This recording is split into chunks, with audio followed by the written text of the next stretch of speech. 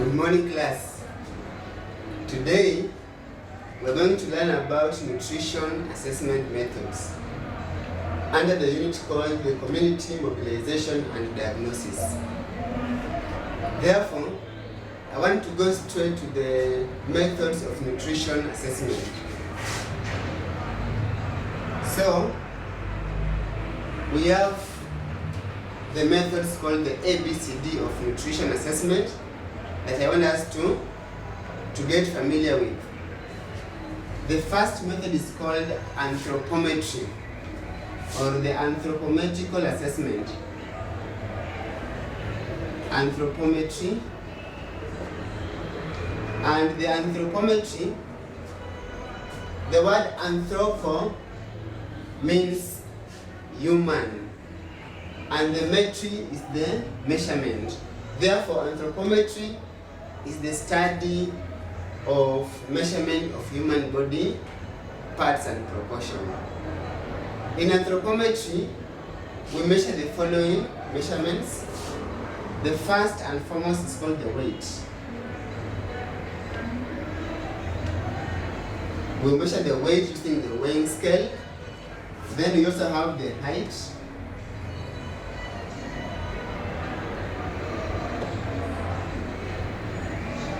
We have the height, and we have the body circumferences.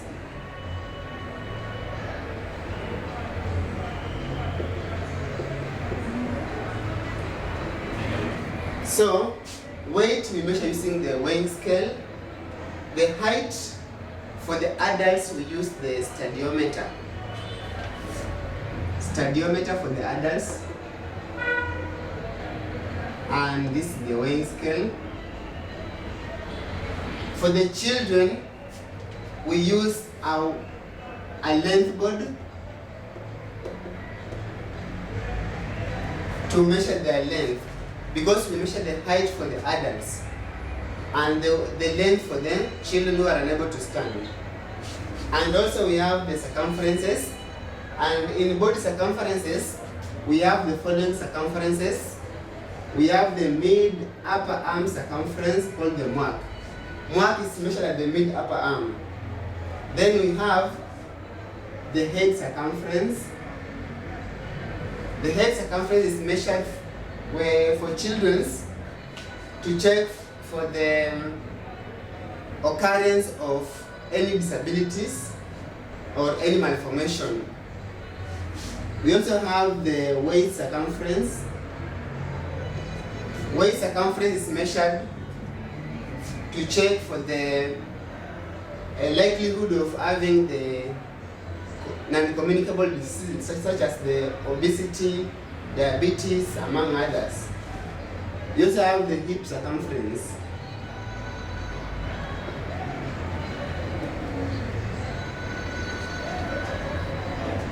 Apart from this, we also have what's called the skin fold thickness.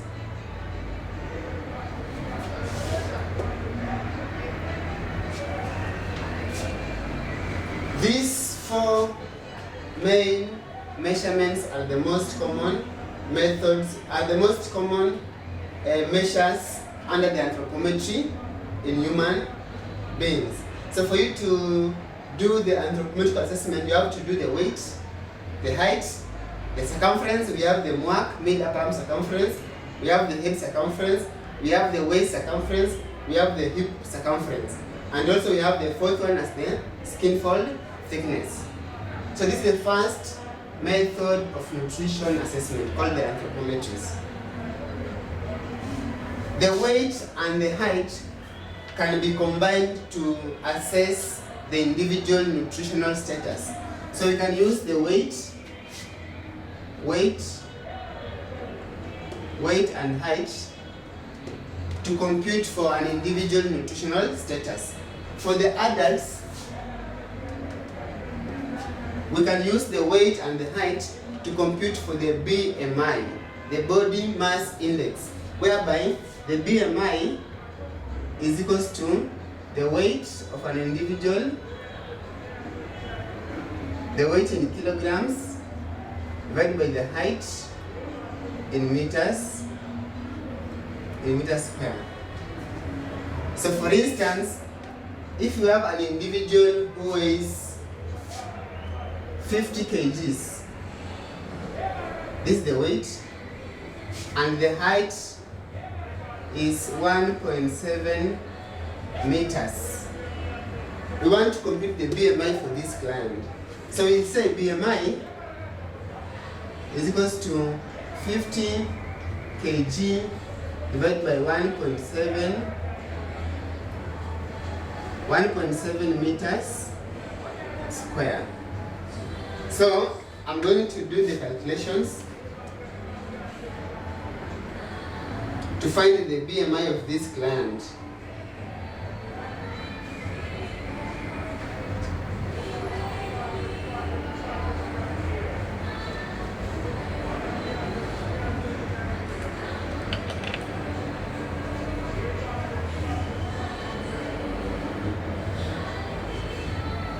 After doing the calculations, the BMI is equal to 17.3 kilograms per meters square.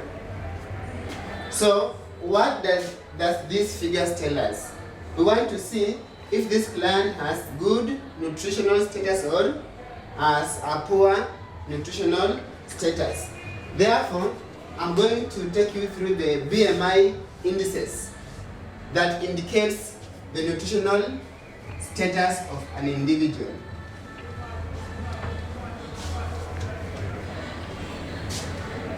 The BMI indices.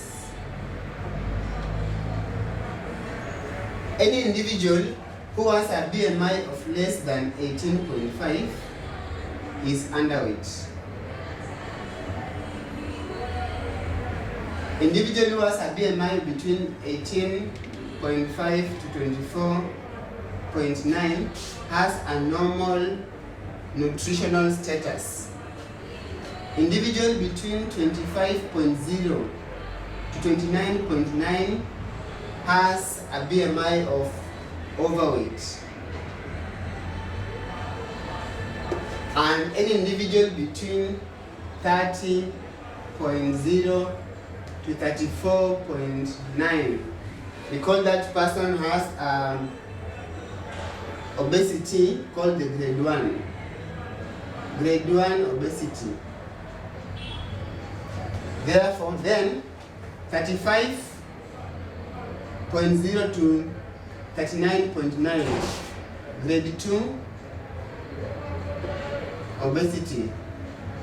And lastly, a BMI of over 40.0 as grade 3 obesity. So we want to see our clients, where our clients fall.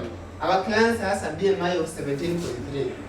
If you can compare with the standards, we'll discover the clients lies between less than 18.5 BMI. Therefore, our client is underweight.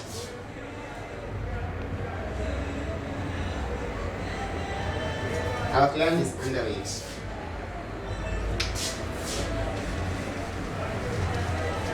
Still on the assessment of the nutritional status, this one you say is for the adults. And adults between 18 years and above. But for the children less than 5 years, we use the weight and height to compute.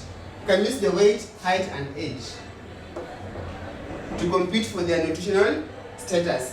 Therefore, weight for height. You can compare the weight of a client, of a child, and the height of the client, of the child. And this one will tell you whether the client is wasted or not. So this one measures the wasting status of an individual. You can also compare the weight for age. Weight for age will indicate either if a child is underweight or not underweight. And lastly, you can compute the height for age. Height for age will tell you if the client is stunted or has a normal height, stunting. Therefore, I have taken you through the Anthropometrical assessment, and I believe you are able now to compute for a nutritional status of an individual, whether an adult or a child, using this, the BMI and the weight for height, the weight for age, and the height for age. I want to take you through briefly about the second method of nutrition assessment. After the anthropometries, we have the biochemical assessment.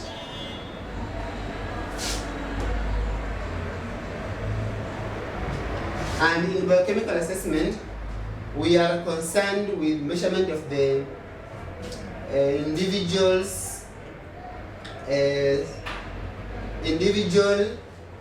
samples. We extract samples from the body of the individual, and the following are some of the samples that we are the samples of interest. We measure the blood, we measure the saliva, we measure the stool, the urine. So we assess the levels of individuals' nutrition status using these samples. These samples are taken to the laboratory for analysis and be able to compare the values from these samples and the standard values.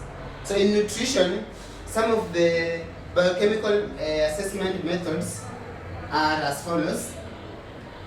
In nutrition, the following are some of the tests that can be done to assess for the biochemical of an individual. We have what we call the HB level.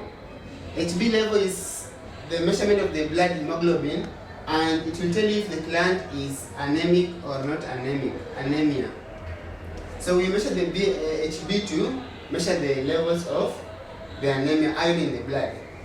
We also use the RBS. RBS meaning the random blood sugar level, to check if the client is diabetic or not diabetic. If the client has normal or higher blood sugar levels. So it can be used to check for diabetes. We can also measure the urine to check for the amount of the urea in the urine, or the amount of nitrogen in the urine to show you if there is any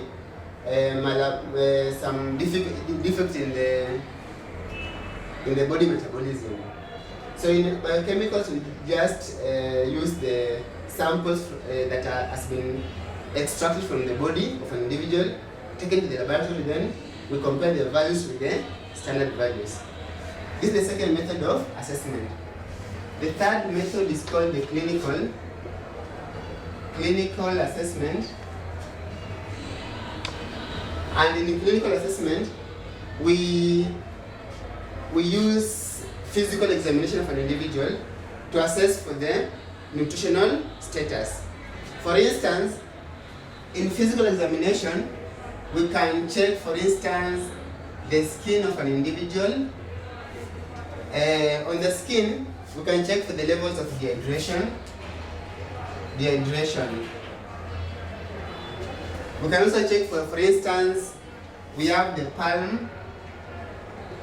Or the palm can check for the levels of anemia, the occurrence of anemia on the palms of an individual, also on the eyes, and also on the.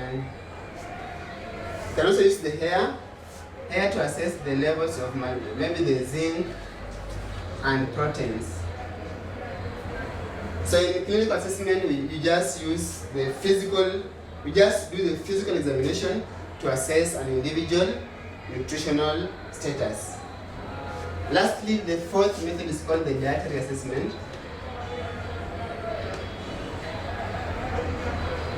And in dietary assessment, we assess the individual's dietary intake to check if the client is likely to be malnourished or not.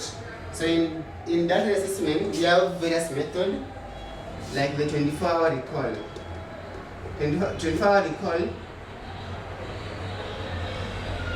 you are supposed to investigate the individual's dietary intake for 24 hours, the previous 24 hours. For instance, if I have to do the 24-hour recall for my client, I will ask this client to tell me the food he took or she took from yesterday, from the morning to evening.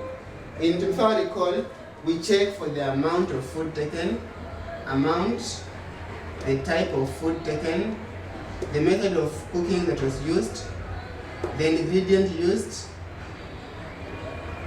so that we're able to assess the type of the diet that was taken. Thank you for tuning into this lesson. I hope it has been of great importance. Make sure you go through your notes so that you can be able to get more detail about the methods of nutritional assessment. Otherwise, have a good day. Thank you.